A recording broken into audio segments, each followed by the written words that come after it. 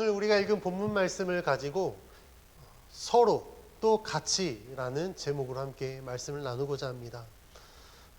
에베소서 말씀을 우리가 함께 나누면서 특별히 이 주일 예배는 우리가 교회론적 관점으로 에베소서를 살펴보고 있는데 오늘부터 이제 다음 주까지는 가정에 대하여서 이야기를 합니다. 가정과 교회가 분리될 수 있을까? 라고 했을 때 그렇지 않습니다.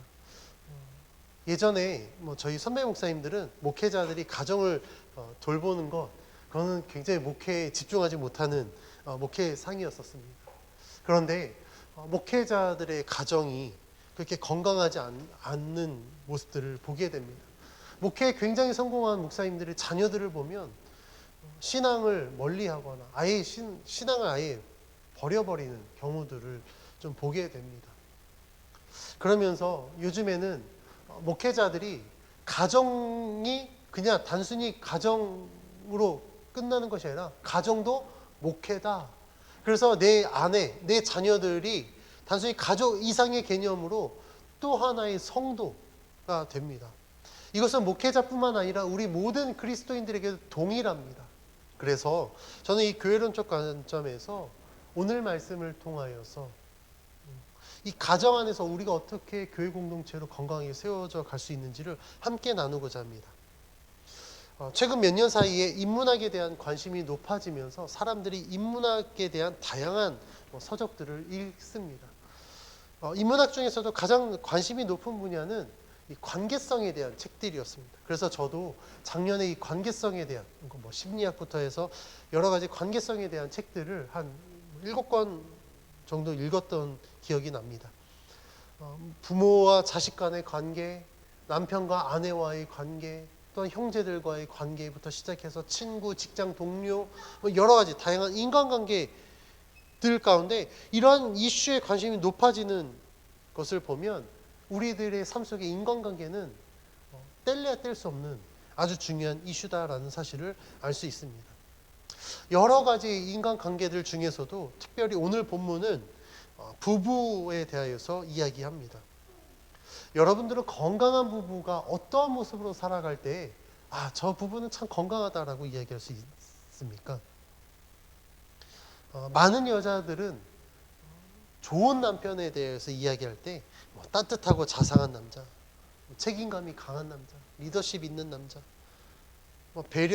배려와 존중을 해주는 그런 남편을 꼽을 것입니다.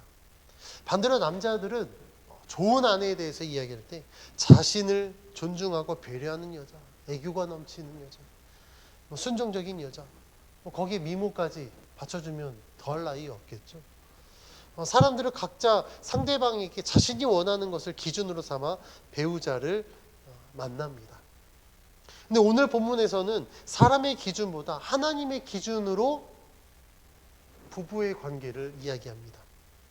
하나님은 건강한 부부에게 어떠한 기준을 제시하실까? 오늘 우리가 읽은 21절 말씀에 보니까 그리스도를 경외함으로 피차 복종하라 라고 이야기합니다.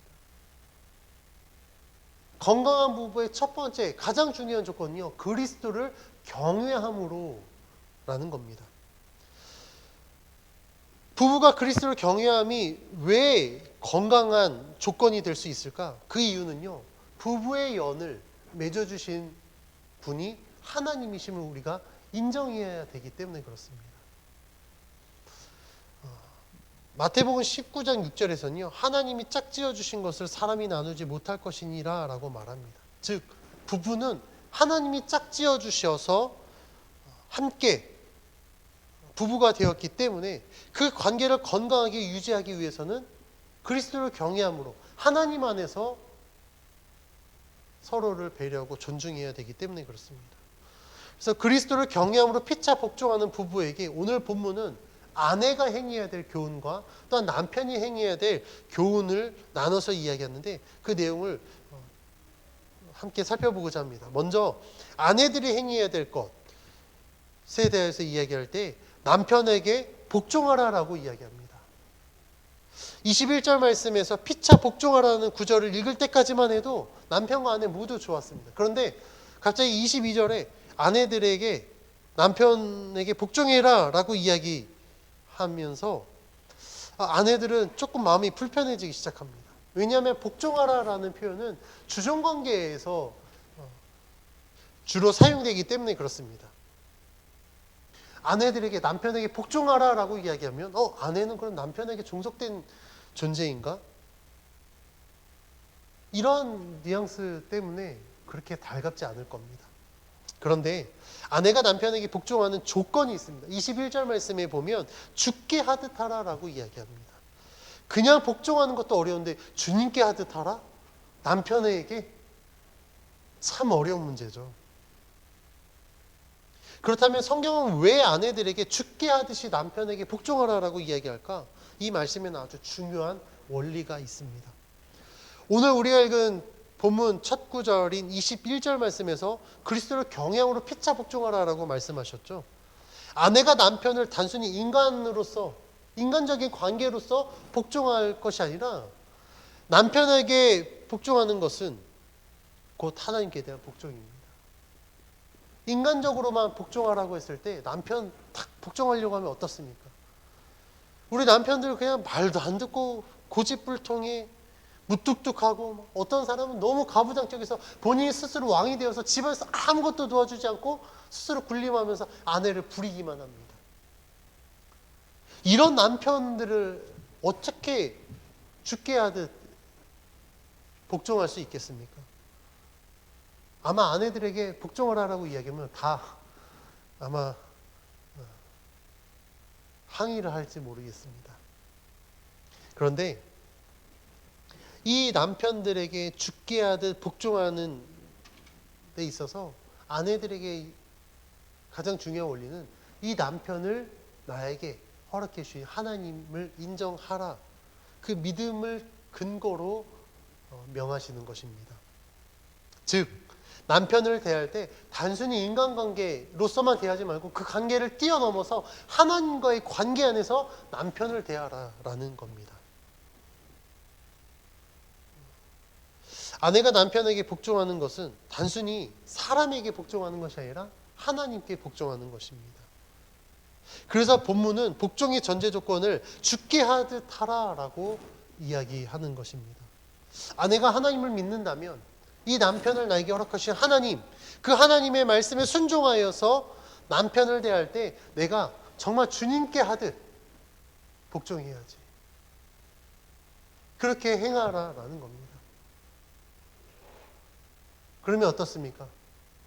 남편에게 복종하지 않는 아내는요, 하나님께도 복종할 수 없습니다. 내가 남편께 복종하지 않으면서 내가 주님께 복종하겠습니다. 주님께 순종하겠습니다. 이것은 말이 안 된다라는 거예요. 그래서 남편에게 복종하기 어려운 아내들은요, 지금부터 남편을 바라보지 말고 남편을 통해 역사하시는 하나님을 바라보시기를 바랍니다. 그러면 여러분들은 하나님의 말씀에 순종하는 아내가 될 것입니다. 그러면 왜 아내들에게 남편에 대한 복종을 요구하는 것일까? 23절 말씀을 다 같이 한번 봉독해 보겠습니다. 시작. 이는 남편이 아내의 머리됨이 그리스도께서 교회의 머리됨과 같음이니 그가 바로 몸의 구주시니라. 아멘. 남편과 아내의 관계를 주님과 교회의 관계로 묶어서 표현하고 있습니다.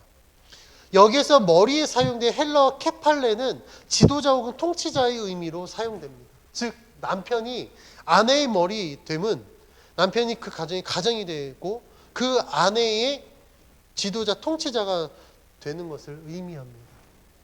사실 이러한 관점은 고대 세계의 가장의 역할에 대해 지배적인 기대를 가졌던 것과도 같습니다.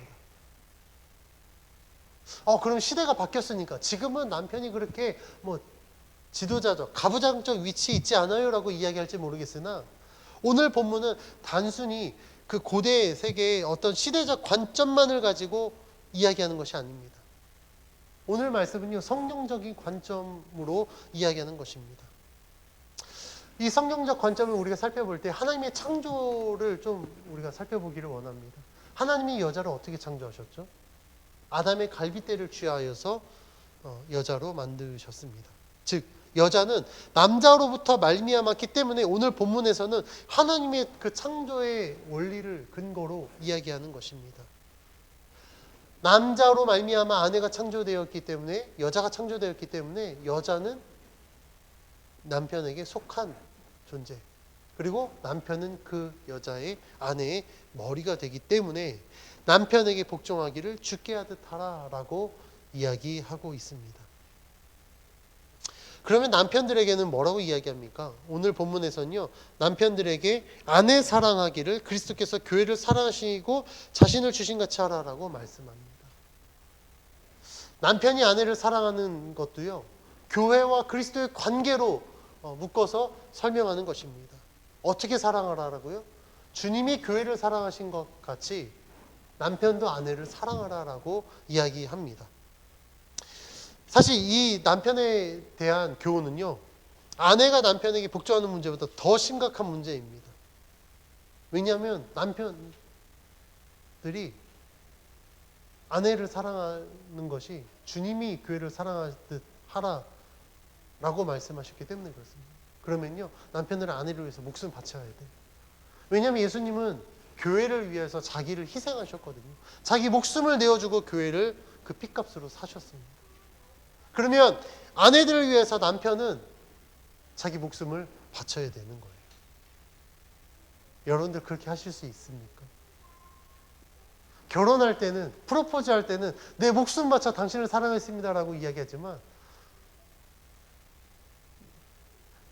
남편들이요, 시간이 지날수록 그 의지와 결단은 점점 약해져 갑니다. 아내를 정말 사랑하면 단 1도 고민하지 않고 내가 아내를 위해서 목숨을 바치겠습니다라고 이야기하겠지만 누구나가 그렇게 할 수는 없을 겁니다. 그런데 이상한 점이 하나 있습니다. 아내들에게 남편을 향한 복종을 이야기하면서 남편이 아내의 머리라고 말씀하셨습니다. 그러면 머리된 남편에게 이야기할 때는, 야, 아내의 머리니까 너는 아내를 잘 다스리고 통치해라, 이렇게 권면하는 게 맞을 것 같은데, 그래야만 문맥상으로 굉장히 자연스러울 것 같은데, 남편들에게 향해서 어떤 통치나 그런 지도, 이런 내용은 전혀 이야기하지 않고 뜬금없이 아내를 사랑하라라고 이야기를 합니다. 그러면서 그 사랑에 대한 근거로 예수 그리스도를 이야기합니다. 예수님께서는요, 교회를 사랑하시기 때문에 교회를 위하여서 자신의 목숨까지도 바치셨습니다. 이게 어떻게 가능할까요? 그것은요, 예수님이 교회를 그만큼 사랑하셨기 때문에 가능합니다. 사랑 아니고서는 목숨을 바치는 것, 어떤 것으로도 설명할 수 없습니다. 그래서 예수님이 십자가의 죽으심으로 말미암아 이루신 구원에 대하여서 26절에서 7절 말씀은 이렇게 이야기합니다. 함께 봉독하겠습니다. 시작. 이는 곧 물로 씻어 말씀으로 깨끗하게 하사 거룩하게 하시고 자기 앞에 영광스러운 교회로 세우사 티나 주름 잡힌 것이나 이런 것들이 없이 거룩하고 흠이 없게 하려 하심이라. 아멘. 예수님이 자신을 내어주심으로 말미암아 이루신 것은 첫 번째, 거룩하게 하셨다 라는 것이고, 두 번째는 영광스러운 교회로 세우셨고, 세 번째는 거룩하고 흠이 없게 하셨다라는 겁니다. 그러니까 예수님이 자기 자신을 내어 주셔서 온전한 구원을 이루심으로 말미암아 교회를 세우셨을 때에 그 교회 가운데 이러한 구원의 열매들이 맺어졌다라는 겁니다. 즉 예수님의 구원은요, 예수님 자신을 위해서 이루신 것이 아니라 교회를 위해서 이루셨다라는 것을 알 수 있습니다. 교회는 예수님 때문에 거룩할 수 있고, 예수님 때문에 영광스러운 존재로 세워질 수 있으며, 예수님 때문에 거룩하고 흠이 없게 될 수 있다라는 겁니다. 예수님의 구원과 같이 본문은 남편들에게 자기 자신을 위한 것보다 아내를 위하여서 헌신적인 사랑을 하라라고 요구합니다. 남편이 아내를 사랑함은 자기 자신의 이익을 추구하기 위함보다 순전히 아내를 위하여서 희생하고 사랑하라라는 겁니다. 그래서 예수님이 교회를 위해서 희생하시고 교회를 사랑하시고 교회를 섬기신 것과 같이 남편들도 아내에게 자기 자신을 위함이 아닌 아내를 위하여서 아내를 사랑하고 섬기고 희생하라라고 말씀하는 것입니다. 아내를 위한 남편의 희생적인 사랑은 단순히 아내 한 사람을 사랑하는 것에 그치지 않습니다. 28절 말씀에 보니까 자기 아내를 사랑하는 자는 자기를 사랑하는 것이라 라고 말씀합니다. 그러니까 일거양득인 거예요. 아내를 사랑한다 그러면 내 아내 한 사람을 사랑하는 것이 아니라 아내를 사랑함이 곧 나 자신을 사랑하는 것이다 라고 이야기합니다. 이걸 통해서 우리가 알 수 있는 것은 내가 남편이 아내를 사랑하는 것은 아내와 나 자신을 사랑하기 때문에 하나님 안에서 하나님의 그 사랑을 실천하게 된다라는 것을 우리는 알 수 있습니다. 그러면 남편과 아내의 건강한 관계 안에서 우리가 빼놓을 수 없는 것은 바로 하나님의 존재입니다. 아내의 복종과 남편의 사랑, 이 동기는 무엇일까요? 왜 남편과 아내는 이렇게 해야 될까요? 그 이유에 대해서 31절 말씀은 다음과 같이 이야기하는데 같이 한번 봉독합니다. 시작. 그러므로 사람이 부모를 떠나 그의 아내와 합하여 그 둘이 한 육체가 될지니. 아멘. 이 말씀은 창세기 2장 24절을 인용한 것인데 하나님께서 아담을 창조하시고 그 뼈를 취하여서 하와를 창조하신 이후에 인간에게 하신 말씀입니다. 그래서 제가 창세기 2장 24절 말씀을 봉독해 드리겠습니다. 이러므로 남자가 부모를 떠나 그의 아내와 합하여 둘이 한 몸을 이룰지로다. 아멘. 이 말씀을 통해 알 수 있는 것은 남자가 부모를 떠나 아내와 합하여 둘이 한 몸을 이루는 것은 하나님의 창조의 원리입니다. 하나님이 아담을 창조하시고 하와를 창조하신 것은 그 둘이 서로 한 몸을 이루어 하나님의 창조를 완성하기 위함입니다. 창세기뿐만 아니라 마태복음에서도 부부의 관계에 대해서 이야기하는데 앞에 서론에서 읽었던 19장 6절 말씀을 제가 다시 한번 봉독해 드립니다. 그런즉 이제 둘이 아니요 한 몸이니 그러므로 하나님이 짝지어 주신 것을 사람이 나누지 못할지니라 하시니. 아멘. 부부는 하나님께서 짝지어 주신 인연이기 때문에 건강한 부부가 되기 위해서는 서로가 하나님을 인정해야 됩니다. 우리의 관계 속에서 역사하고 계시는 하나님을 인정해야만 진정한 부부가 될 수 있다는 겁니다.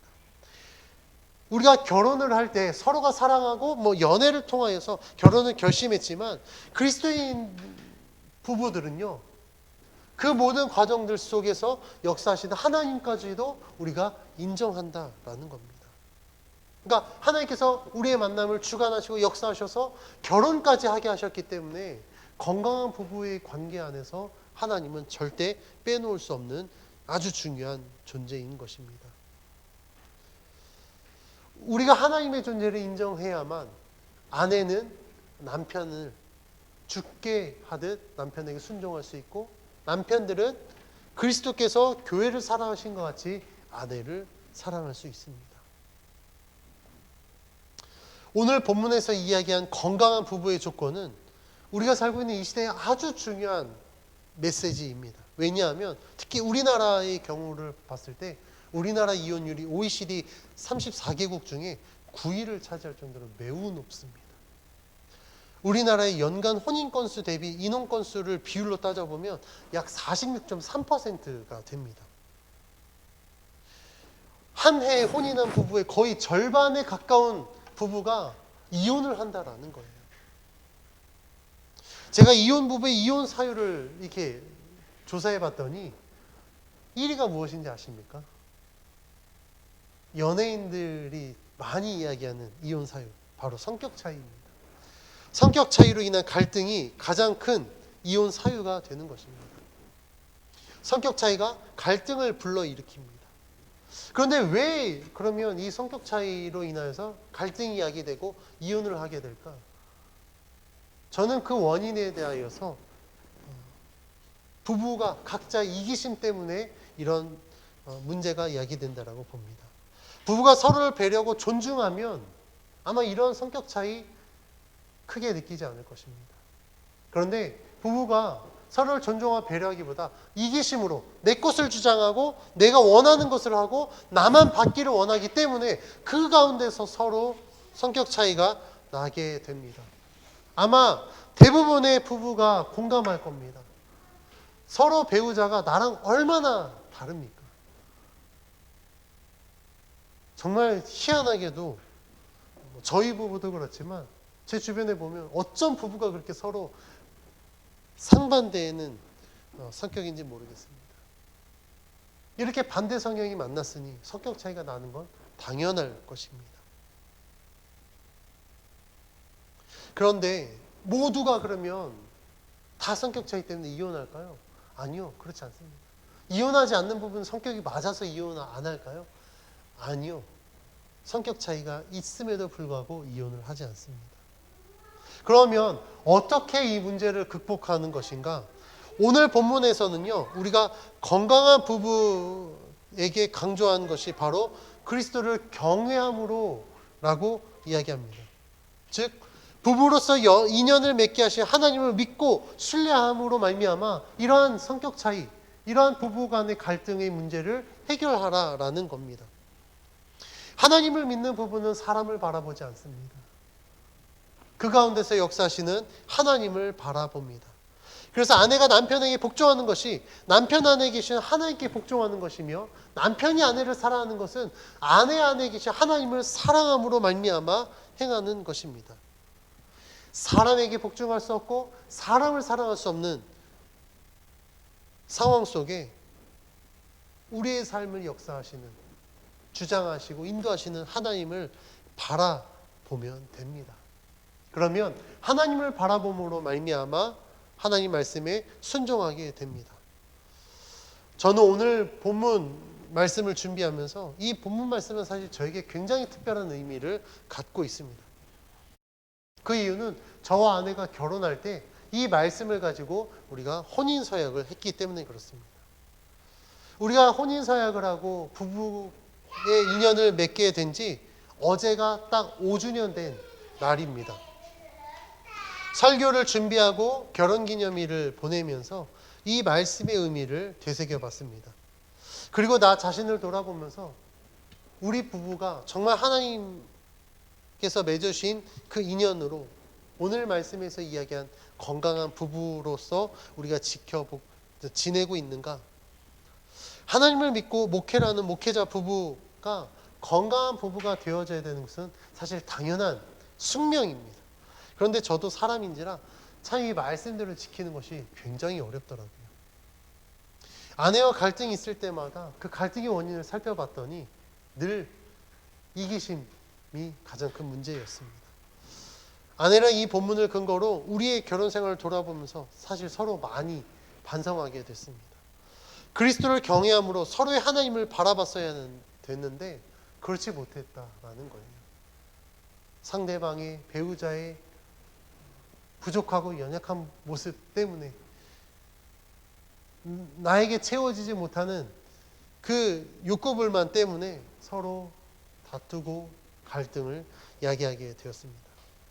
아마 이런 문제는 우리 부부만의 문제가 아니라 모든 부부의 문제가 아닐까 싶습니다. 부부가 서로 갈등하면서 문제가 해결되지 않으면 감정의 골은 깊어지게 될 겁니다. 그리고 이 갈등의 문제는 점점 더 커지고 이것이 심각해지면 결국에는 이혼할 수밖에 없게 되는 것입니다. 우리가 오늘 본문을 통해 함께 나눈 것과 같이 건강한 부부는 부부의 인연을 맺게 하시는 하나님을 먼저 신뢰합니다. 그리고 그 하나님을 바라봅니다. 그리고 그리스도를 경외함으로 한 사람이 복종하는 것이 아니라 피차 복종함으로 말미암아 하나님이 우리들에게 말씀하시는 것을 이루게 됩니다. 아내는 자신의 머리 되는 남편에게 복종하게 되고, 남편은 아내를 사랑하는 그리스도께서 교회에게 하신 것 같이 하게 되는 것입니다. 이 설교를 듣는 부부에게 묻겠습니다. 여러분은 건강한 부부이십니까? 여러분의 관계가 정말 하나님 안에서 사랑과 복종의 관계로 살아가고 있습니까? 아니면 갈등의 문제로 인하여서 그 갈등이 해결되지 않아서 위기 같은 가운데 살아가고 있습니다. 저는 이 설교를 듣는 분들에게 오늘 말씀을 근거로 권면합니다. 그리스도를 경외하고 피차 복종하십시오. 이것이 하나님의 명령이자 그리스도인들이 지켜야 될 삶의 때는 저는 저를 비롯한 모든 성도들이 하나님 안에서 건강한 부부의 관계로 건강한 가정을 세우기를 간절히 소망합니다. 아까 앞에서 이야기한 것처럼 46.3%에 가까운 이혼율을 갖고 있는 이 시대 가운데 어떻게 하면 부부 간의 갈등 문제를 해결하고 있는지, 어떻게 하면 이 성격 차이를 극복해 나가고 있는지, 어떻게 하면 건강한 부부의 관계 속에서 건강한 가정을 세울 수 있는지 우리가 롤모델로 보여주기를 간절히 소망합니다. 여러분들이 하나님을 믿으신다면 남편과 아내를 대할 때 하나님 안에서 하나님을 존중하는 마음으로 대해주십시오. 그러면 더 이상 우리들에게 있어서 갈등의 문제를, 부부의 관계를 무너뜨리는 문제가 되지 않는 것입니다. 오히려 갈등의 문제를 통하여서 그 갈등 속에서 내가 기도하고 신음하는 가운데 하나님의 역사심을 경험하면서 더 돈독한 부부의 관계가 될 것이고 더 건강한 가정을 세우게 될 것입니다. 이러한 것을 실천하는 가운데 하나님의 은혜를 경험한 여러분들이 건강한 가정, 건강한 부부가 되는 구체적인 방법을 간증할 수 있는 우리 모두가 되어지기를 원합니다. 그렇게